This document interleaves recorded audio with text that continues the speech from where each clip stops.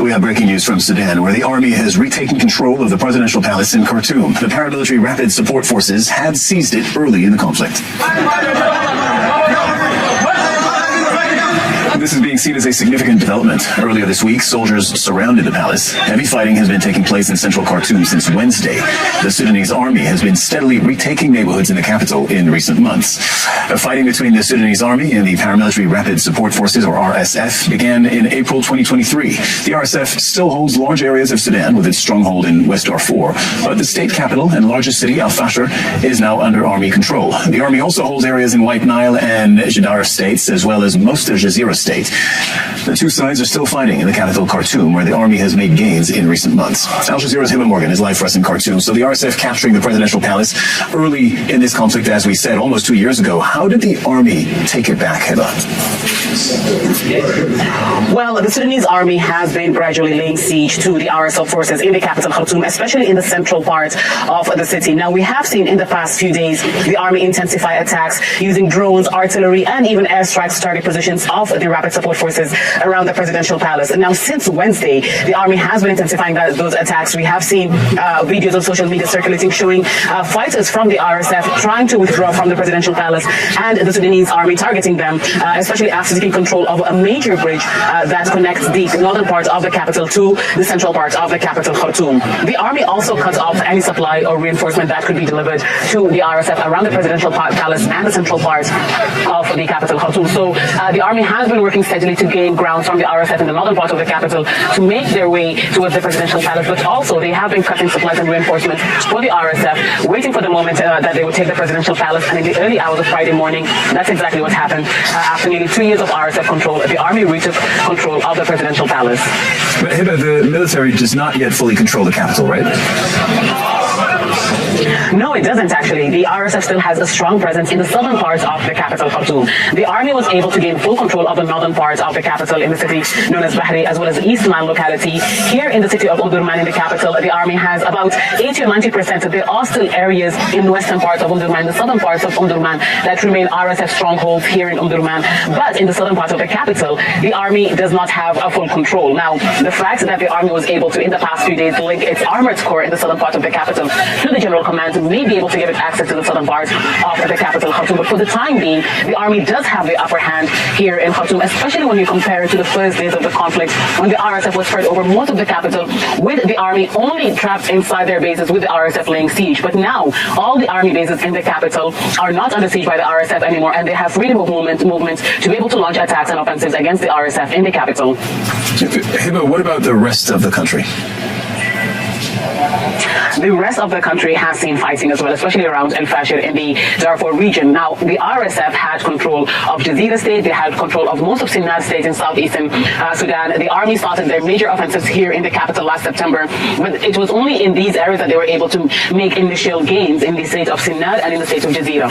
Now, the army controls nearly all of Jazeera and they control all of Sinnar state. RSF fighters are still present in Blue Nile in southern Sudan, but they have a very strong presence in Darfur, and just yesterday, they were able to take control of the city of Malha from the army. So the RSF still has a fighting force. They still are able to take territories, but that's in the western region where they have a stronghold, where they have a lot of fighters. And the army only has one single major stronghold in the entirety of the Darfur region. So right now, the army may control the rest of Sudan, but when it comes to the western part and the southwestern parts of Sudan, the RSF still has a fighting presence, and that's where the army is focusing most of its offensive on right now, in addition to the capital, Khartoum. Yeah, Hiba Morgan reporting there from Khartoum. Thank you very much. We'll continue to follow this breaking news throughout the day, throughout the hour as well. We'll talk to you again, Hiba. Thanks. Welcome back to Special Report. In just a few moments, we will speak with the President of the Democratic Republic of Congo. But first, let's take a look at the history of the conflict in his country. This region has been ravaged by war over religion, ethnicity, and minerals since the 1990s. More than 6 million people have died. Now, the first conflict began amid the 1994 Rwandan genocide. It's when the Hutu extremists in Rwanda killed an estimated 1 million Tutsis and moderate Hutus, other groups. At the same time, around 2 million Hutu refugees refugees crossed into the Democratic Republic of Congo, settling in the eastern region. This is in the red part here. A small portion were extremists who began organizing militias, prompting the Tutsis to do the same. Now, sporadic fighting would take place all in the early 2000s when peace agreements were being negotiated. But that would bring the emergence of another group, M23. In 2012, the group took the strategic city of Goma, right here in the middle. They pulled out days later due to international pressure and fled to Uganda and Rwanda. Now, M23 then resurfaced in 2021 with an estimated 6,500 fighters. They began to take significant control of the territory in that region. They shelled displacement camps. They cut off supply routes. Congo is considered the world's richest country in terms of natural resources.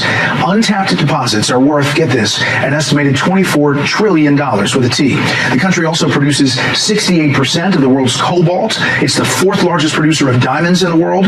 Lithium deposits are also significant. Now, China controls much of Congo's mining industry and is giving Congo's government drones and weaponry to defend those mines.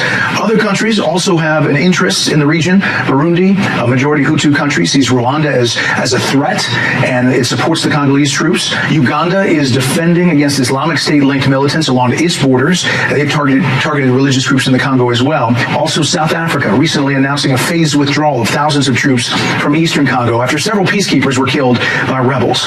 While M23 leaders withdrew from peace talks this week with the Congo, President Tshisekedi met with his Rwandan counterpart this week for talks mediated by Qatar. The countries agreed to continue discussions to establish lasting peace in the region.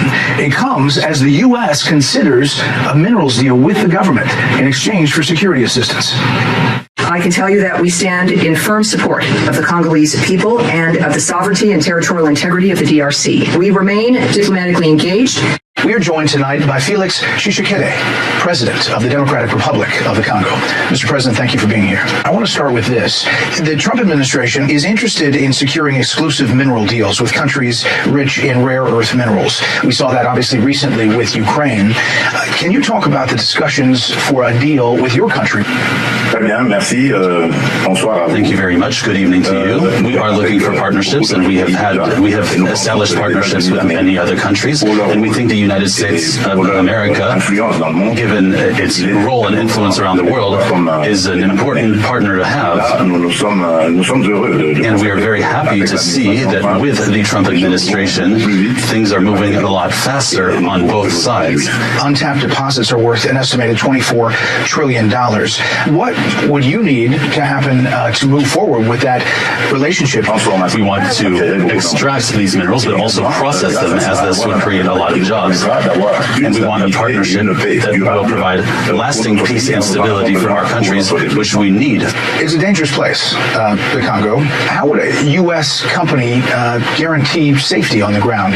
We can build our defense and security capabilities. And I think that the U.S. is able to use either pressure or sanctions to make sure that armed groups who are in the DRC can be kept at bay. Mr. President, the United States has been concerned about China's influence in Africa, particularly in the DRC.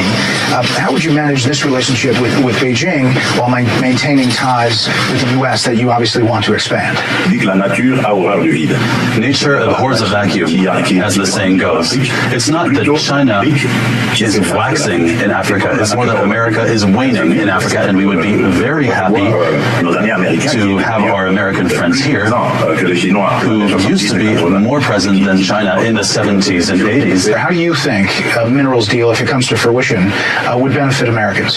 Silicon Valley companies know exactly what I mean. And so I think this partnership will help these industries develop more and more innovative products. I want you to address, if you could, and talk about the fighting in eastern DRC, and how do you intend to resolve it?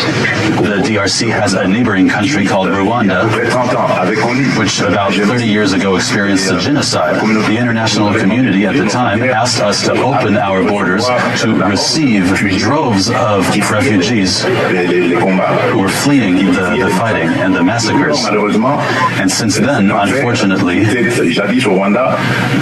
hellish situation that was in Rwanda at the time has seeped into the Democratic Republic of the Congo. That is why we insist on having sanctions. Last thing, Mr. President, it has been 50 years since one of the greatest sporting events involving U.S. athletes, the Rumble in the Jungle. It took place in your capital, Kinshasa. 1 billion people watched Muhammad Ali, expected to lose, defeat George Foreman in that fight. Can you talk about the legacy of that fight for your country and the United States? Yes, of course. We still remember this event really galvanized the people and had everybody's attention. They were training here, and every time they went somewhere, people knew about it. So we really experienced a boom thanks to that, this historic fight that really put our country on the map. We really have a lot to give, and all we ask is really for an opportunity to live in peace. Well, Mr. President, we appreciate the time, and we look forward to following all news out of the Congo and the DRC, and we'll follow this relationship with you and the U.S. Thank you very much, sir. Thank you very much.